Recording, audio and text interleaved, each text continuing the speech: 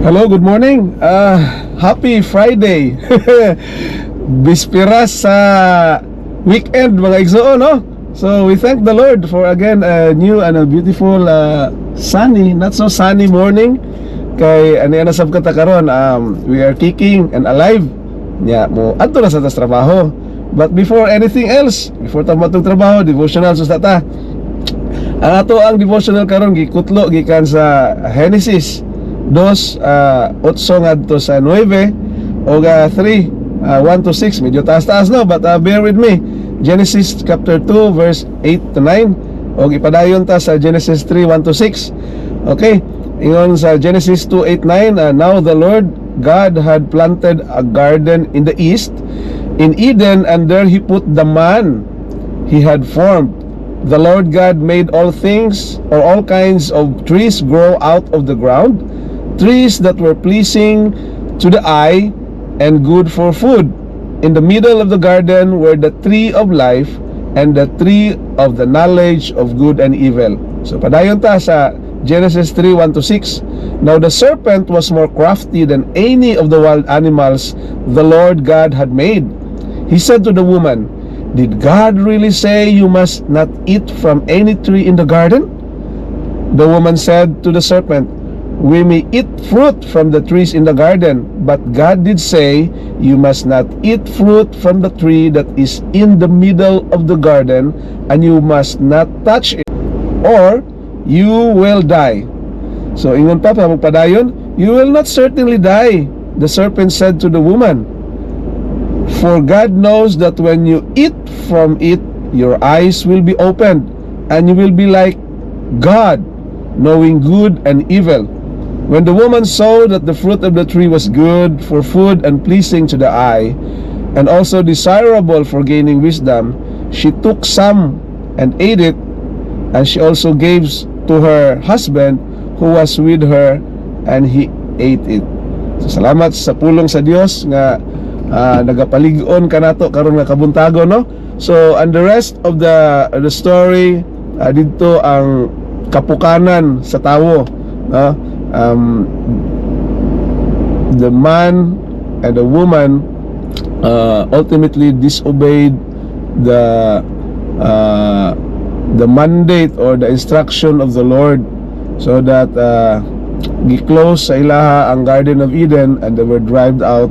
Og dito namugna ang sala, og dito namugna sab ang fall of man, and ultimately namugna ang sin, ug namugna usab ang kamatayon sa tawo.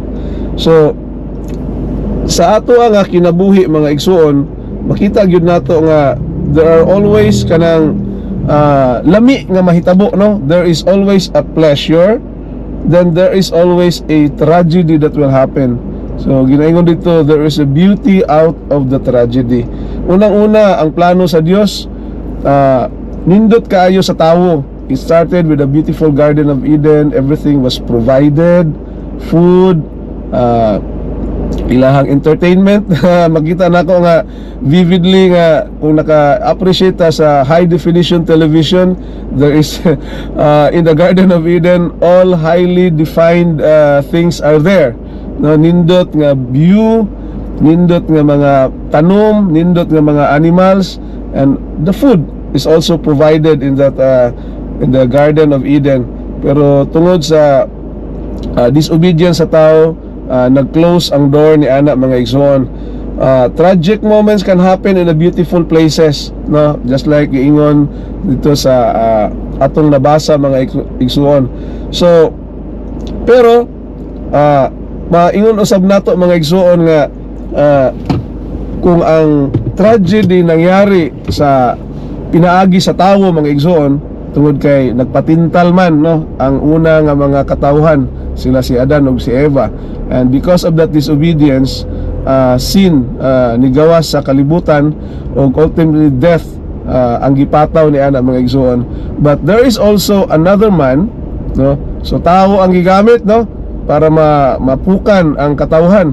Pero there is also another man nga gibuhat ang Dios para usab ma-restore ang broken relationship, ma-restore mahawas gikan sa kasalpanan ang tawo, ug ultimately we will regain back our position, no, nga gihatag sa Dios sa atoa, which was originally destined kita sa Garden of Eden.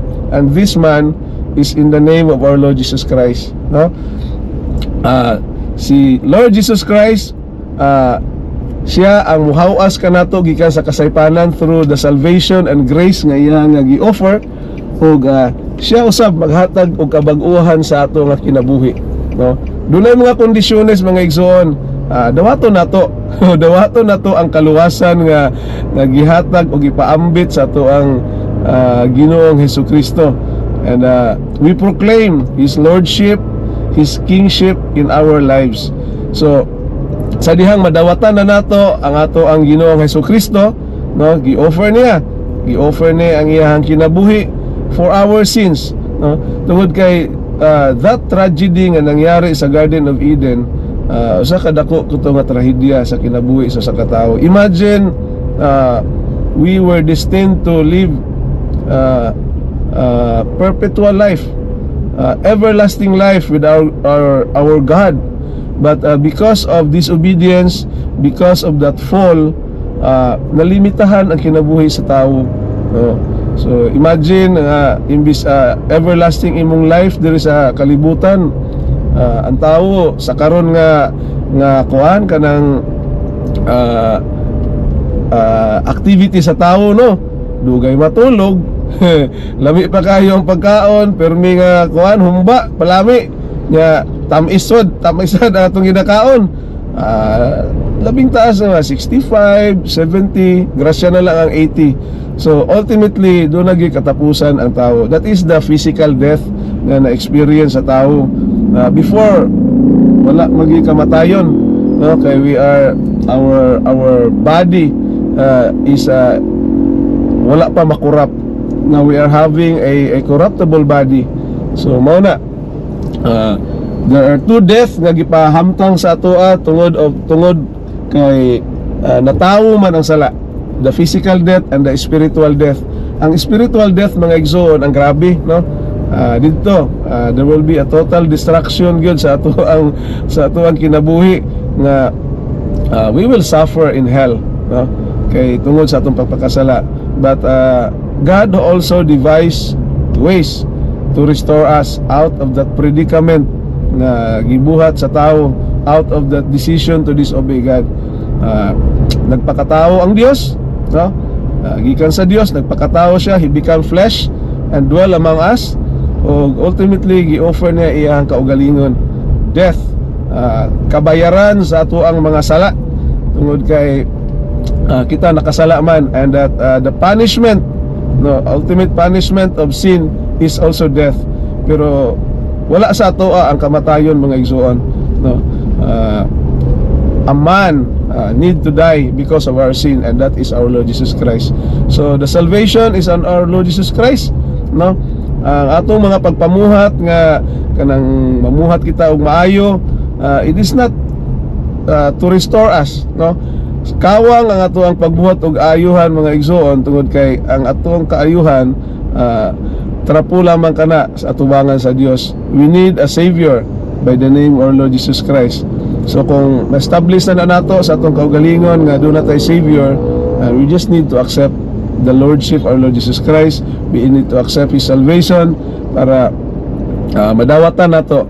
And next, unsa may pwedeng buhaton nga na-accept na nato si Jesus Christ is the transition of sanctification. Mabuutan madayon ta by the grace of God, pwede.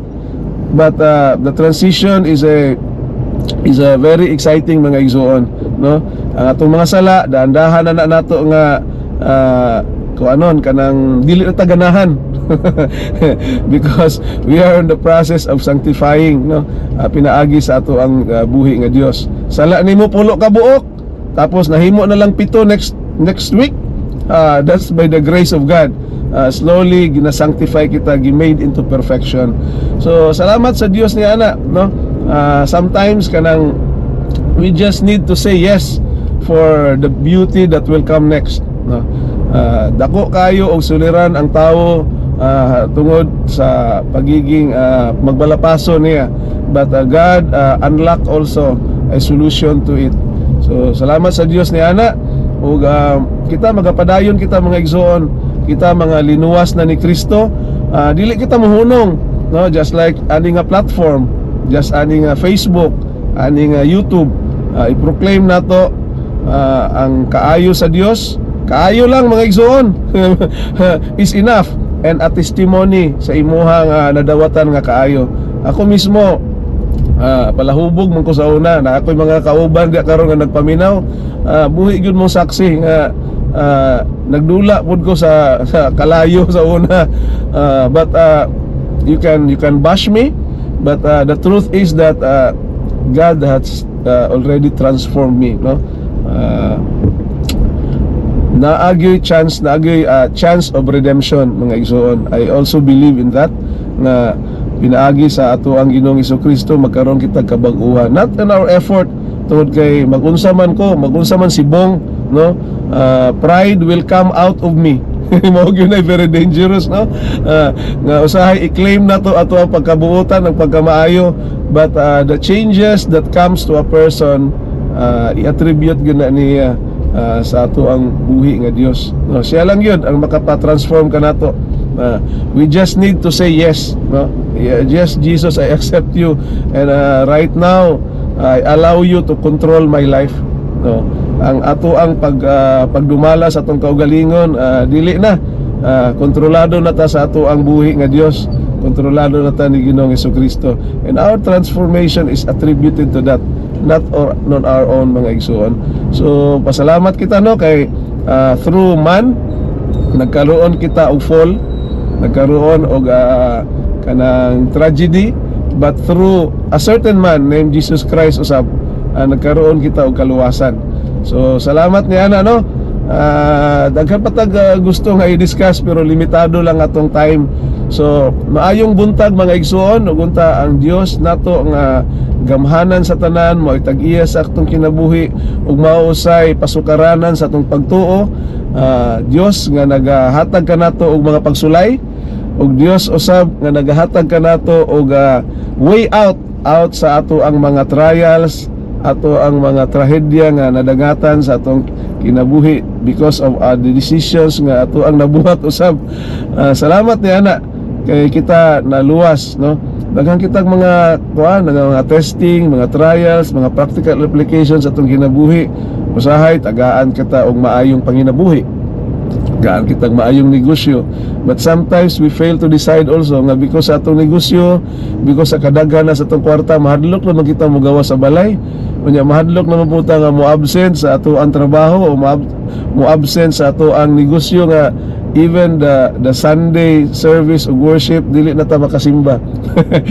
Sa una perti na tong ampo, tanan nga mga adlaw isdag ampo nga tagaan tag maayo nga negosyo, maayong panginabuhian, but suddenly gitagaan kita sa Dios pero nakalimot kita kay mahadlok naman kitang mugawas, kay mahadlok tang ma-hold up, kay daghan na kay kwarta. Mahadlok na sa tang manirado og tindahan, kay sayang ang Domingo. Daghan mataghalin ana, no. Kay siyempre wala may trabaho nya, daghan tao sa palengke, o asa ba inyong pwesto, pero dili na ta mag-open, dili na ta moadtong simbahan kay sayang ang halin. So ingon ana, there is a beauty that is given to us by our God, but suddenly we change our lives also, we transform into something like dili na ta, no, nalimtan na nato ang source sa ato ang mga negosyo, sa atong mga trabaho, which is ang ato ang buhi nga Dios. We become protective of this temporary asset nga gihatag sa Dios. Okay, so ang ato ang stewardship dito na sa mga material things, ug wala na dito sa ato ang spirituality. So, salamat sa Dios ni ana, no. Sa kadako nga kuan kanang redemption ang gibuhat sa Dios, dili pa man ulahi ang tanan mga igsoon. So there is always a restoration and redemption works nga gihatag sa atong buhi nga Dios, ug we just need to accept it. So salamat and good morning. God bless you all. Happy Friday. Enjoy your day. Thank you so much. Bye-bye.